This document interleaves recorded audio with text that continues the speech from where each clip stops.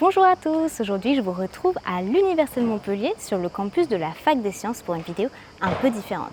Parce que ça y est, c'est la dernière et comme vous avez été nombreux à me poser des questions par rapport à l'orientation, je vous emmène rejoindre une de mes enseignantes de master.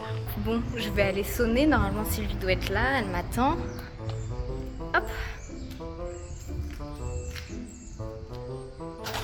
Bonjour Sylvie. Bonjour Anna. Comment ça va? Mais ça va très bien et toi? Ça va, ça va. Est-ce qu'on peut aller dans un petit endroit pour discuter un peu? Ah mais oui bien sûr, allez viens, entre. Merci.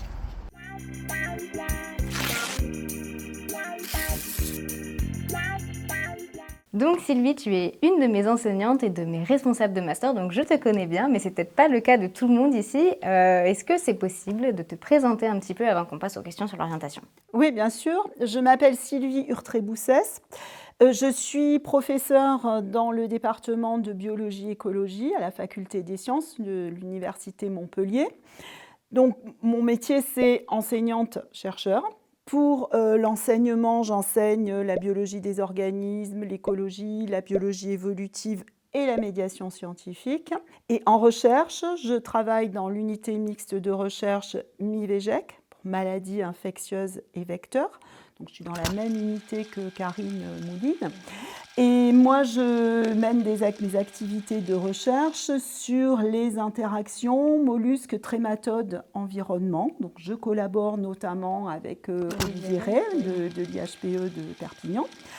Et je m'intéresse plus particulièrement à une maladie qui s'appelle la grande douve du foie, qui affecte les animaux sauvages, les animaux domestiques et aussi les humains dans certains endroits du monde. Et plus récemment, je co-encadre aussi une thèse sur le rôle des chiens comme pont épidémiologique entre faune sauvage, faune domestique et les humains. Ok. Mais du coup, comme tu es chercheuse, j'imagine que tu connais bien le parcours pour faire de la recherche. Est-ce que tu peux nous dire un petit peu comment est-ce qu'on fait, quel parcours on doit faire si on veut devenir chercheur en écologie? Pour devenir chercheur en écologie, le parcours c'est le même que pour être chercheur dans n'importe quelle autre discipline. Donc on doit faire, on vient à l'université, on fait une licence, un master, puis une thèse de doctorat. Et une fois qu'on a le grade de docteur, donc là on est à Bac+8, on fait en général une ou plusieurs années comme chercheur contractuel, c'est-à-dire post-doctorant en France ou à l'étranger.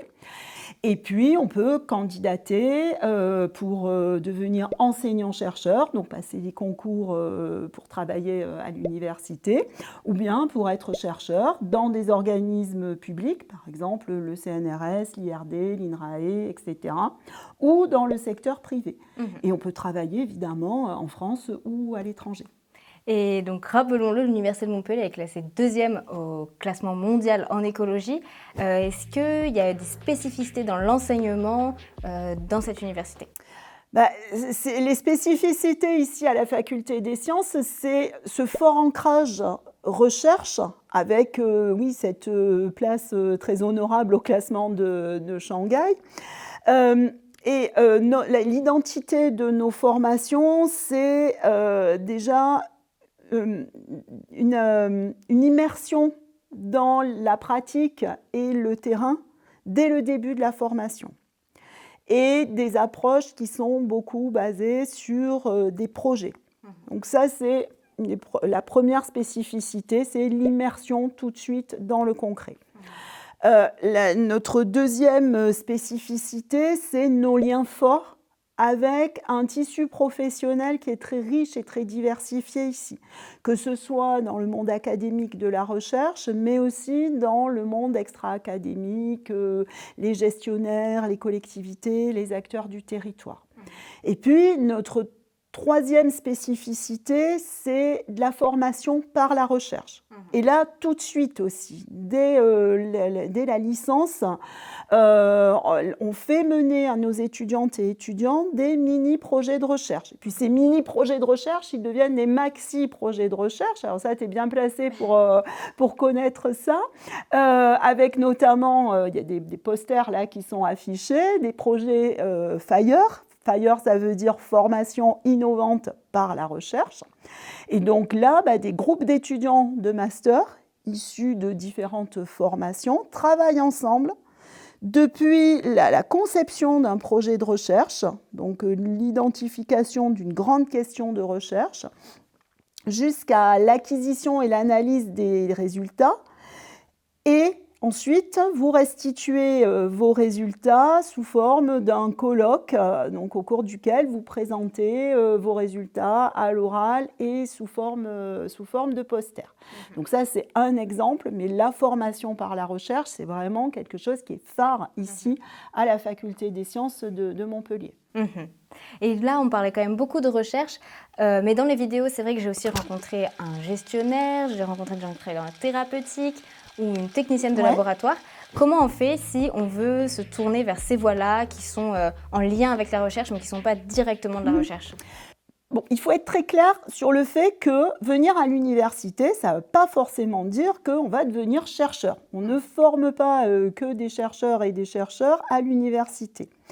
Il y a une grande diversité de métiers auxquels on peut accéder. Et une diversité aussi des niveaux de sortie de la formation.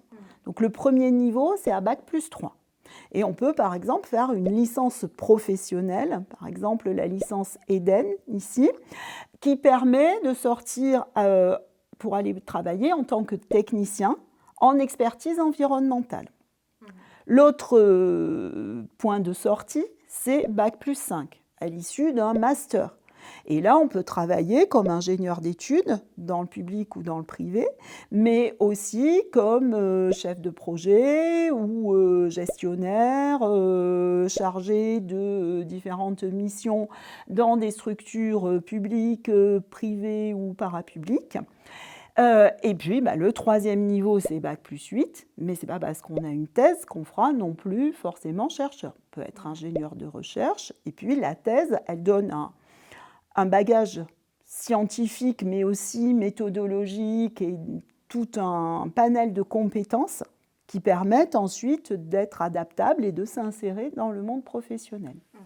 Alors, on a évidemment, c'est l'objet des vidéos, on a beaucoup parlé de recherche, mais ce qui est important, c'est que la recherche, elle n'a pas vocation à rester dans les tiroirs des laboratoires, ni à être communiquée uniquement entre chercheurs ou personnel des unités de recherche. La recherche, elle a aussi vocation à être communiquée au plus grand nombre. C'est l'occasion peut-être de me présenter un petit peu, parce que c'est vrai qu'on ne l'a jamais vraiment fait pendant les vidéos, mais du coup, la médiation scientifique, c'est ce que je fais. C'est essayer de rendre la science accessible au plus grand nombre et d'ouvrir le dialogue entre la science et la société.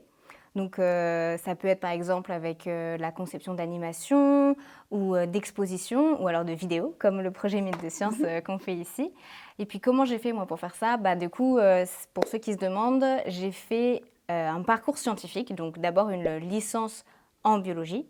Et après, c'est un master d'écologie et de médiation scientifique qu'on a à Montpellier. C'est le master Media Access. Alors, j'ai une dernière question. Je la pose toujours autour d'un thé. Est-ce que ça te dit d'en boire un? Ah ben oui, volontiers. Ouais. Donc Sylvie, je vais aller chercher le petit thé. Hop, je vais te le servir. C'est super gentil, merci Anna. Avec plaisir. Hop, en même temps, je vais te poser ma question. Donc c'est la même que je pose en fait à tous les chercheurs que je rencontre en fin de vidéo pour finir. Je voulais savoir si tu avais un conseil que tu voudrais donner aux étudiants qui voudraient donc travailler dans l'écologie ou le monde de la recherche, un peu un bilan de tout ce qu'on a dit là. Bon, moi, c'est pas un conseil spécifiquement pour travailler en écologie ou même dans le monde de la recherche. Moi, j'ai un conseil pour toutes les étudiantes et tous les étudiants et aussi pour les personnes qui sont au lycée et qui se disent « tiens, j'irai peut-être à l'université ». Mon conseil, c'est fais ce qui te plaît, mais fais-le bien. Donc voilà, donne-toi à fond dans ce que tu fais. Et puis, tu vas être amené à faire des choix, mais les choix que tu feras, ce sera forcément les meilleurs si tu te donnes à fond là-dedans. Et puis après, tu pourras toujours bifurquer, refaire des études ou reprendre des choses, peu importe. Mais voilà, donne-toi à fond, prends du plaisir dans ce que tu fais, profite. Bah, merci beaucoup pour avoir pris le temps pour répondre à toutes ces questions, Sylvie. Et puis, Merci à à très toi, bientôt. Anna. À bientôt. Et c'est donc sur ces belles paroles que l'on termine la saison de Mine de Science en écologie. Alors, j'espère que ça vous a plu autant qu'à moi. Ce fut une formidable aventure, tant humaine que scientifique de mon côté. J'espère que vous avez appris plein de choses, que ça vous a aidé dans vos études. Je voulais vous remercier pour avoir regardé les vidéos, pour tous les messages, tous les échanges qu'on a eus à propos des laboratoires, des études, etc. Et puis sur ce, je vous fais plein de bisous et je vous souhaite plein de bonheur dans vos études et je l'espère à très bientôt dans de nouveaux projets.